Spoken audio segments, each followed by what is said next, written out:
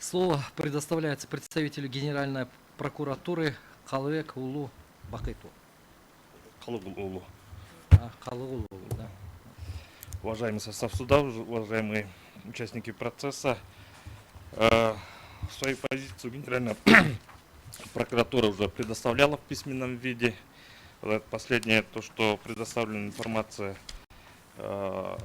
поддерживаем, которую хотелось остановиться только на некоторых важных моментах. Полностью согласен с позицией Верховного суда, она полностью разъяснила вроде моменты именно судопроизводства и так далее. Да? Хотелось бы обратить внимание на тот факт, да, требованиями заявителя охватываются 3 вопроса, из которых 2 последующих требования обеспечивают разрешение первого требования. То есть вопрос идет об обратной силе закона.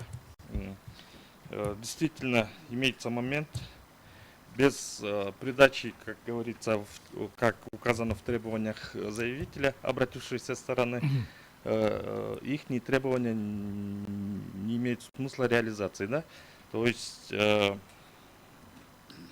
случае придачи обратной силы данное решение может противоречить нормам той же Конституции, где в статье 6, часть 5 Конституции Кыргызской Республики говорится: закон или иной нормативно-правовой акт, устанавливающий новые обязанности или облегчающий ответственность, обратной силы не имеют.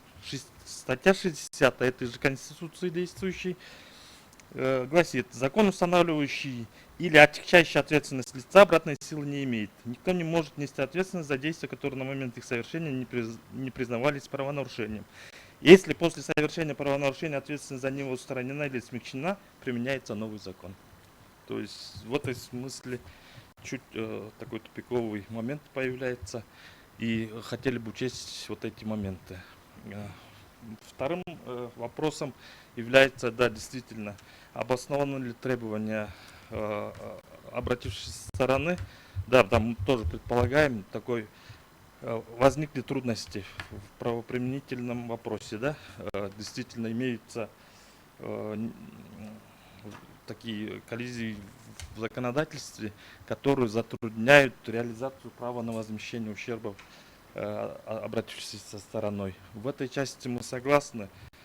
Как-то возможно было бы дать какую-то хорошую юридическую оценку и для выхода из этой ситуации. Да?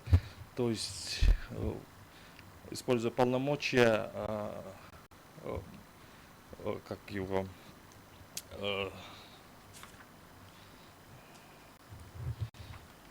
именно поручить вот этот вопрос органам, законотворческим органам, имеющим право инициировать законопроекты, какие-то поручения, чтобы выйти из данной ситуации.